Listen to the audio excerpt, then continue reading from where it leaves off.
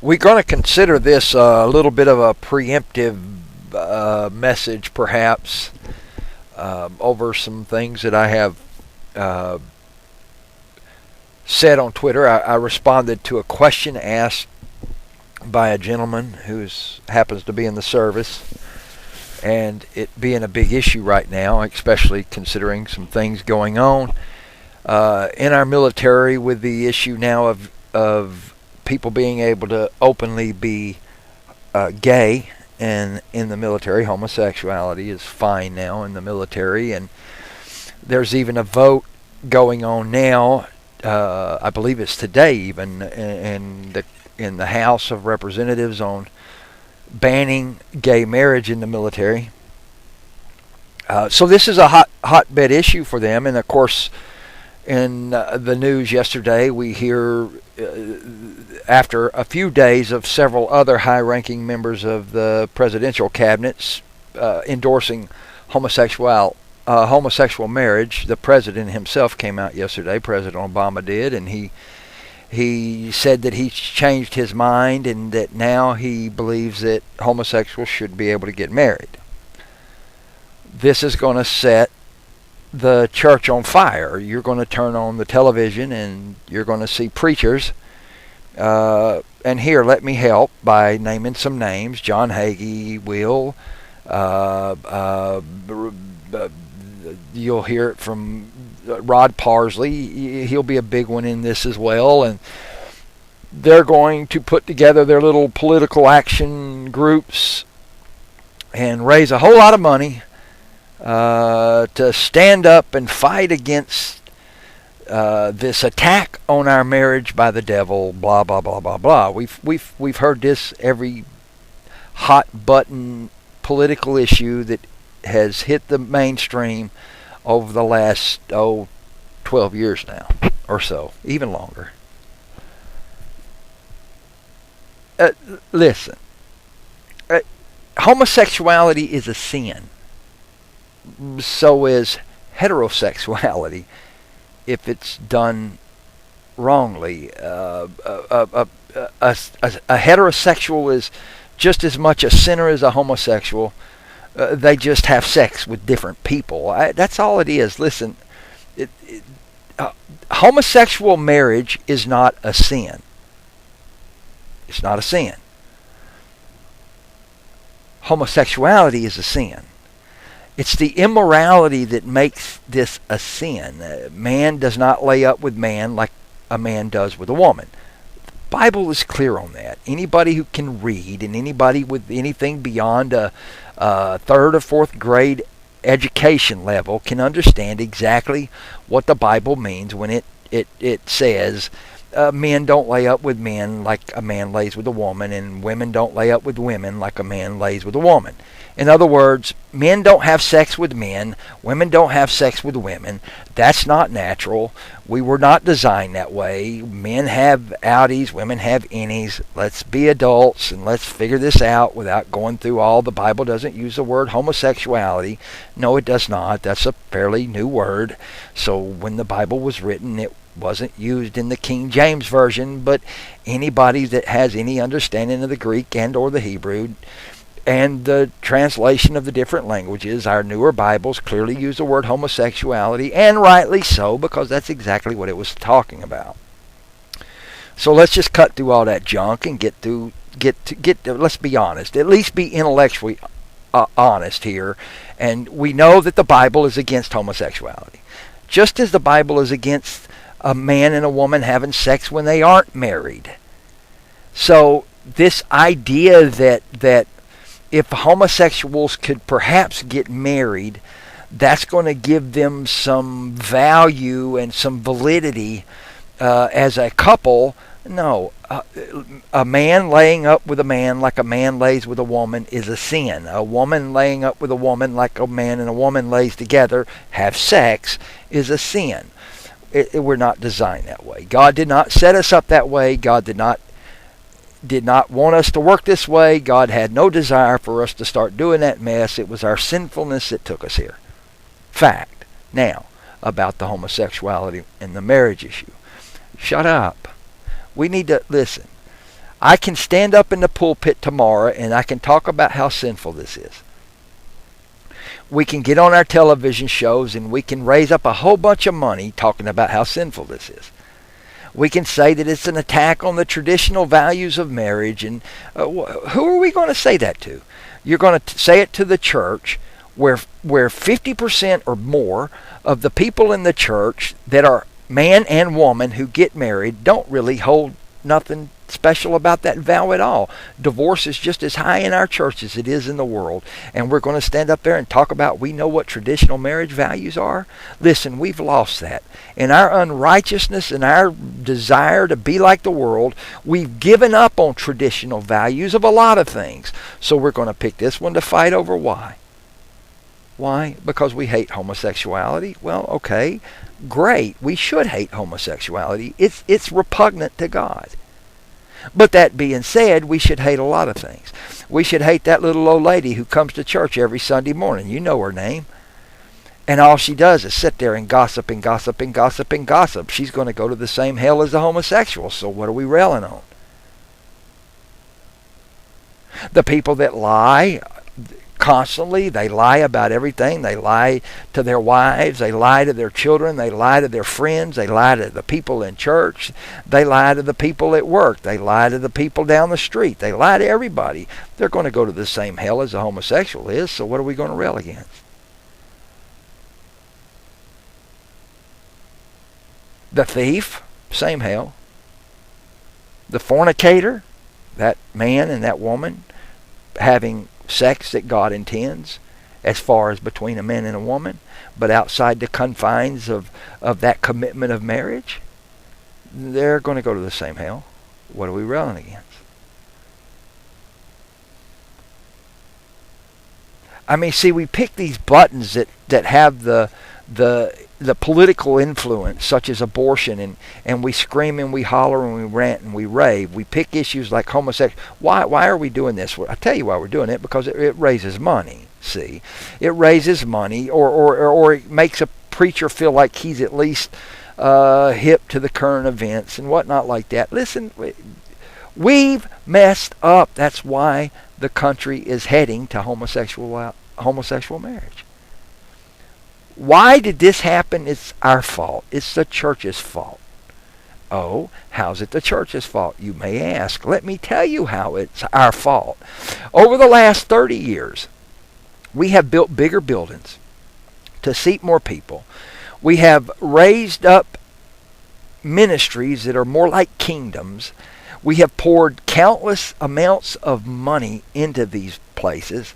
We have poured countless amounts of money into these ministries. We have sent you preachers thousands and thousands and millions upon millions of dollars so that you can have these great, big, huge, beautiful buildings and your great, big, nice, beautiful cars and your beautiful, wonderful private little airplanes to fly yourself all over the world. We've put you up in lavish hotels. We've put you up in the best. We've clothed you in the finest clothes there is to buy for you to go into this world that's so screwed up and preach the gospel of Jesus Christ, only to watch you go from church to church to church, raising more money to preach this gospel to the world who don't never seem to hear the gospel preached from you. You go to Africa and you hold an event in a big arena and you draw millions of people and they sign their little card and they leave and they go back to their homes, and you go back a year later and those very same people come and get saved all over again, filling out those same cards all over again. And we repeat this and repeat this and repeat this, and this is what we've given you money to do, all in the name of our Lord Jesus Christ. We've entrusted you with these funds. We've entrusted you with our money. We've entrusted you with our goods to go into the world and preach the gospel, and you really don't do that at all. You can get on TBN and preach until you run out of that money, but TBN isn't going into the world and preaching the gospel. Who tunes into TBN? The world? No, the church. And you're not preaching the gospel on TBN anyway. Listen, here's what you're doing. You're telling us how we can get rich by giving to you so you can get richer, and it's turned into some bizarre pyramid scheme. But the problem is it's not even as good as Amway anymore because nobody else is getting rich but you. But this will be a hot button issue, see, because people are going to be worried. Oh my God, our tradition of marriage it's a tradition. Let it go. Quit worrying about it. It's not a big deal. You know what? Sinners sin. That's what sinners do. They sin. The world sins. The world is full of sin. It's full of sinners. They sin. Homosexuality, homosexual marriage is not going to go anywhere. They sin. That's what they do. It's going to get worse even. The Bible does tell us so. You stand up there and you preach and you tell us you truly believe that the Lord is fixing to split those eastern skies and He's fixing to come back and He's fixing to do this and He's fixing to do that and the world is fixing, the Antichrist is fixing to come on the scene. Get ready, people. Get ready, people. Get ready, get ready, get ready. Now, send me millions of dollars so I can fight this government system that I already know ain't going to change. For what? We plan on changing it for what? The Antichrist that we believe is going to be soon on the scene? Listen to, we're full of hypocrisy. We speak things we don't even believe because our actions show our belief really isn't what we say it is. Does that mean we're supposed to just lay down and die? No, but you know what we're supposed to do? We're supposed to get up, go, preach the gospel. You want to change a somebody that's homosexuality and in homosexuality? The way to do that is not through politics. The way to do that is not through passing a law or even stopping a law. We can stop all the laws that Congress passes. We can stop all the laws that they throw up in there every day to vote on. But what is that going to really change? Change the law? Who cares? If we're not changing the people, what good are we doing? And there's only one thing that has the power to save them and only one thing that has the power to change them, and that's go into the world and preach the gospel, which is what we're charged to do, not stand up and take a political stand. Get up there and preach the gospel of Jesus Christ. It has the power to save. It has the power to turn that person's life around, and only it has that power. You can raise your little political action committees. You can get these groups big and big and big and have them pour in multiple millions of dollars, and it's not going to change a single heart. It may change a law in time, but it's not going to change a heart. We're not here as preachers of the gospel of Jesus Christ to change the law. We're here to change people's heart to follow Him. And if their heart is changed and they're following Him, then we don't have to worry about changing the laws because the laws are going to fall into place. Have you ever truly read the Bible you preach out of every Sunday morning? My God, can we not see what's going on? Do we not see how we so resemble the nation of Israel? Shepherds, you resemble the same shepherds that Jeremiah and Isaiah preached against. Prophets, you resemble the same prophets that Jeremiah, Isaiah, and Ezekiel preached against. We chase after stuff that does not matter. We're as useful as a dog chasing his tail anymore. What are we doing?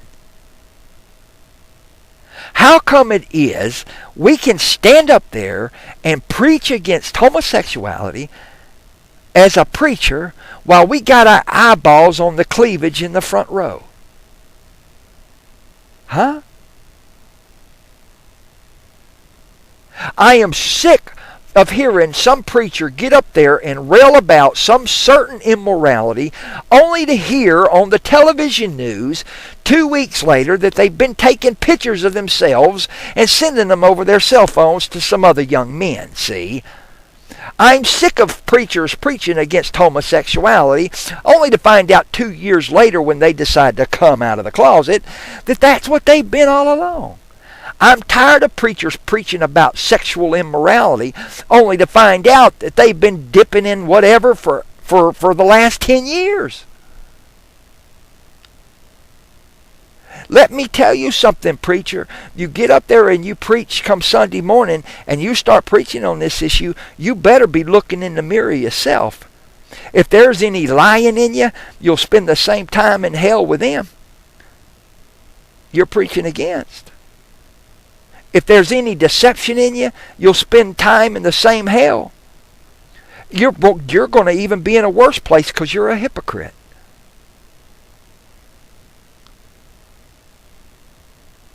Man, the Bible is so full of sin. It's full of sin. The Bible teaches us righteousness and holiness. It teaches us what's righteous and holy and good when it talks about sin. In other words, lying is opposite to what's righteous and holy and good, the truth. Fornicating, adultery, any kind of sexual immorality, be it with a dog or be it with another man. This is sexual immorality. And it's damnable to the same hell. And preacher, you know what Jesus said. If you're looking at that lady in that front row and you thinking humana, you're in danger of the same hell. And if you stand up there and you preach against that homosexuality and the sin of homosexuality and homosexual marriage, you are a hypocrite. And you're going to go to a worse part of hell than the homosexual you're preaching against.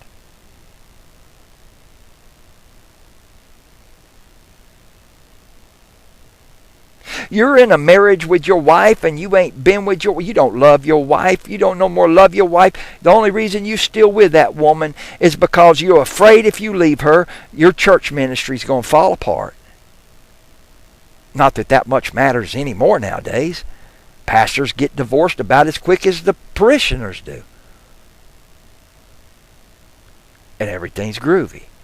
But we're going to preach against it. Let me tell you what the Bible says that God hates. He hates homosexuality. Guess what else he hates? He hates divorce. Huh, Pastor? Huh?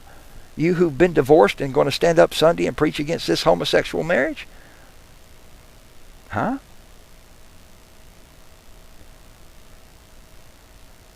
Pastor, you're going to stand up there and you're going to preach against homosexual marriage, but you didn't preach against all these pastors who of late have seen fit to get divorce after divorce after divorce. My God, when's it going to stop? But you're not preaching against sin because, let's see, you don't want to say nothing against one of your other brothers and sisters. They're the ones that the Bible says if they're in sin, make it clear, point it out, so that the rest of the people will understand and be horrified of sin. It ain't telling you to point to the world. It ain't telling you to look at the world and say, look at those homosexuals getting married. This is a horrible sin. That ain't who you're supposed to be pointing your fingers at and judging. Let me tell you who you're supposed to be judging. Hey, pastor, you who just divorced your wife, or female pastor who just divorced your husband, whatever. They're the ones we're supposed to be pointing to and say, that's sinful.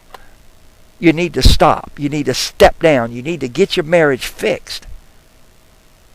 Don't you dare let this end in divorce. God hates divorce as much as God hates homosexuality. Stand up and preach that in your church Sunday morning and watch half your divorced church get up and leave.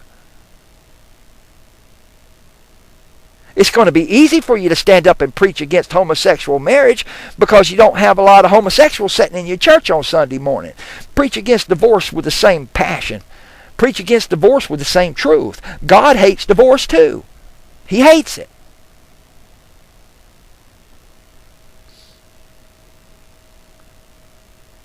I'm not for homosexual marriage. My God, it's contrary to everything holy and good. But I'm sick of the hypocrisy. I'm sick of preachers standing in the pulpit acting like they know what they're talking about when it's obvious that they don't. I'm tired of preachers picking pet sins that they want to rail against and go on and on and on and on and on about, and all they're doing is raising money. Truth be told, that's all you're doing is you're building yourself a popularity base. You're building your, maybe you're not getting $1 for it, but you're making yourself sound good because you on about the topic of the day. Lord, what are we doing to ourselves? What are we doing to ourselves? Do we even know anymore? Do we even have any resemblance of anything good anymore in our pulpit?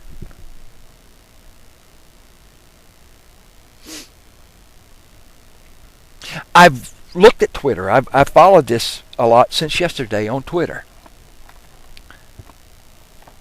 And some of the stuff that I'm horrified. I'm horrified. You people on Twitter, because that's who this is for, you listen to me. You don't think God sees you flirting? I see you flirting. You married man sending little sweet little notes to that lady that ain't your wife? Oh, that's just harmless. No, it's not. It's sin. Young lady, I look at your profile picture and I want to cry for you.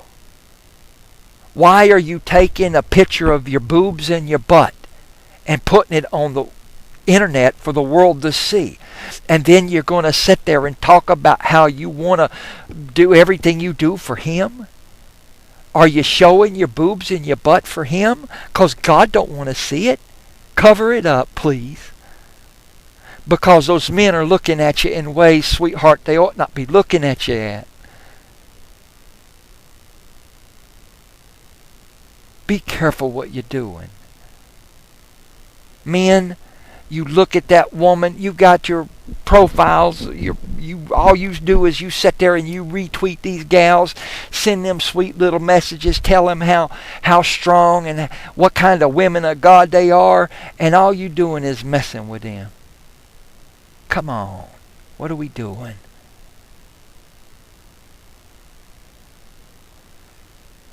Sweetheart, don't tell me you're being a Proverbs 31 woman when I look at you and I see some of the things you say and I see how you're profiling yourself and you're taking that picture of just the right places. Man, show me your beautiful face. I don't want to see the rest of that stuff. Save that for your husband. Cover it up. Men, you want to take a picture showing your little six-pack abs? What are you doing? You look stupid. Stop. I mean, you're not all that anyway. Really, you're not. I don't want to see your stomach. You work out. Yay, so what? I don't care about that. Neither does God. And the woman who does, you know what? Truthfully, if your little six-pack belly turns them on, it makes them fall all goo-goo for you, they only going to like you until that six-pack goes away. And it will. Sooner or later it will. And then what?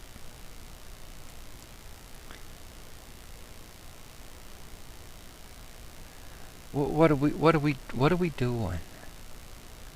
Have we lost all sense of righteousness and holiness? Has it just gone now?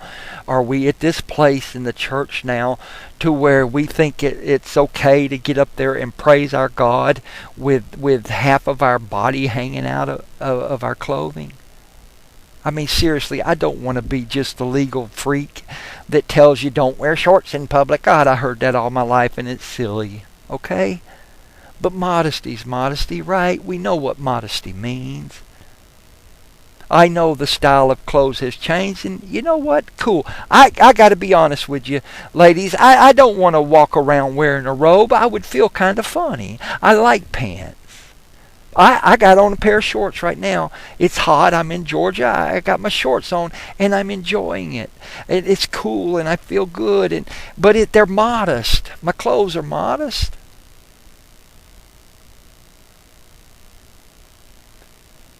You know, we can have the discussion about Cornelius was talking about it the other day, and he's absolutely right. You know, we go on about what women wear at the beach. Oh my God, they're in their underwear. I mean, they may as well just be wearing drawers.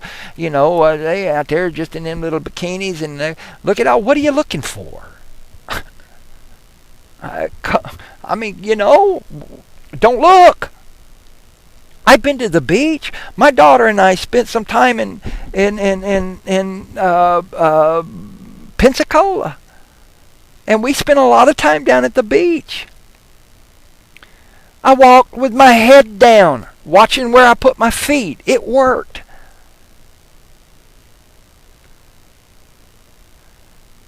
I mean, you know what? What are they going to wear on the beach? A robe and a crown? What do you want? It's the beach. They're swimming. It's hot. And why can't I look at her without some sexual thought running into my perverted head? And why do I act like she's the one with the problem? Because I got the perverted thought running through my head. I'm the one with the perverted thought, not her. Are we so weak that I can't look at a woman in a bikini? My God, kill myself because I can't handle the world. Drive down the street and look up at the billboards. They're everywhere, and worse than the bikini. What are we doing?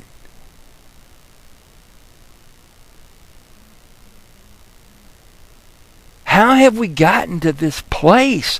We place the blame on everybody, just like we do in society. Society places the blame on everybody. It's the government's fault. It's the city's fault. It's the county's fault. It's the school's fault. It's the church's fault. It's my daddy's fault. It's my mama's fault. It's the kid's fault. It's the dog's fault. We blame everybody for everything. And now our sin, it's not my fault. I mean, she's walking around half naked. I can't help it because I look at her and then I got to run to the bedroom and do my thing. Let me break this to you. You're not going to be standing before God one day and He's going to say, this woman is guilty for your sin. It don't work that way. You're going to be held accountable for your sin. She'll be held accountable for hers. If what she did sinfully, she'll be held accountable for it. But friend, your sin will be what you're judged on.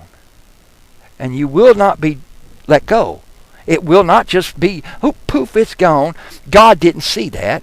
Because when Jesus got those nails drove into his hand, it splattered blood in his eyes, so I can walk around this earth and do my nasty stuff and get away with it. That's not why Christ died. God, we don't even know God anymore. We don't even understand the gospel ourselves. I guess this is why we don't preach it. We don't even understand it ourselves. Christ died so we could be free from this mindset.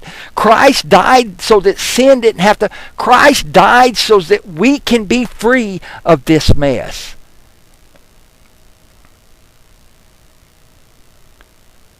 And we can't even go out there and tell the world this. And we wonder why today we're worried about homosexual marriage. Well, because we, the church, haven't done the job of the church. And that is to go into the world and preach to those who are lost. Preach to those who are homosexual. Changing them as the God works in them, as the Spirit of God does His job, which is to convict their hearts of sin. Well, you know, not all of them would have been saved. Oh, no, but listen to me. What if half of them could have been? Huh? What if half? What if half of the homosexual world out there today would not be homosexual today had we had done our job for the last 30, 40 years and went out into the world and preached the gospel, and our words would have been the tool that the Holy Spirit used to convict them of their sin, and they would have turned from that sin, turned to God, and followed Him. And half of the homosexuals out there right now wouldn't be homosexual today. Huh? What about then? Yeah. Who are we going to blame? The world? They're just doing what they do. Sin. The world sins. They're not at fault for this. They were born into it. Just like we were. Huh? We're supposed to be the ones that has turned and followed Him. So whose fault really is this? Because see, I don't look at the world and say it's the world's fault. I can't blame them for this. I don't look at the world's sins and say, well, if the government would have just passed the law has never stopped sin. Have we ever read the Bible we preach from? The law, even the law of Moses, could not stop sin. All it could do was make a law against sin and punish sin, but it couldn't change that sin. It couldn't change the heart of the person who followed the law. Law has no power to change a thing. And we still to this day go on and on and on, worried about another law. And then we're going to stand up in that pulpit Sunday morning and preach freedom from it. Huh? Make that work, hypocrite.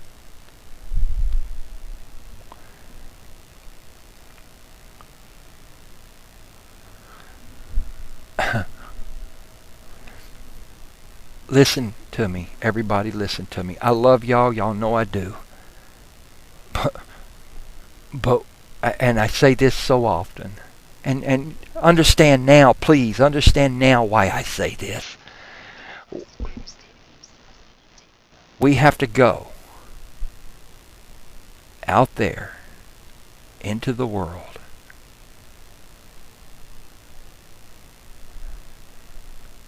Preach the gospel to everybody that we have a possibility to preach the gospel to. We have to serve our King. That's what He wants us to do in that service.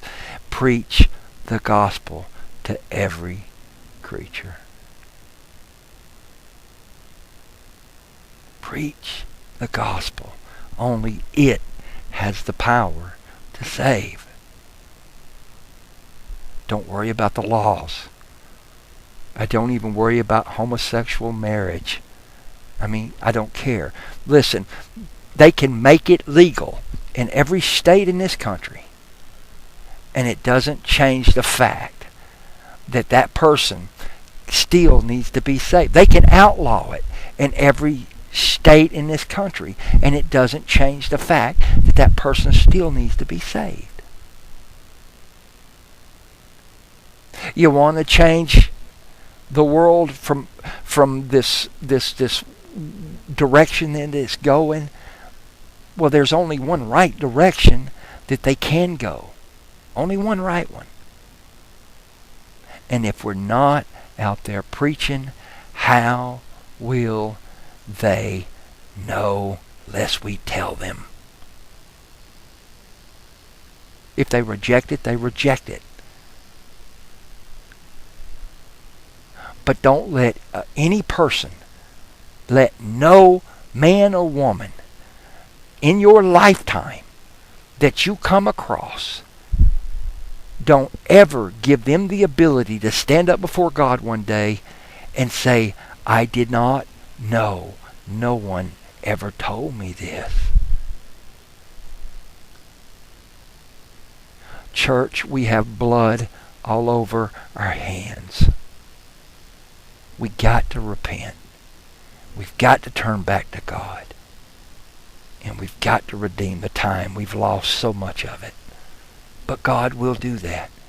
He'll help us redeem the time if we, the church, start doing that which He's commissioned us to do, and that's go into the world and preach the gospel. God bless you. I love you. Keep praising Him.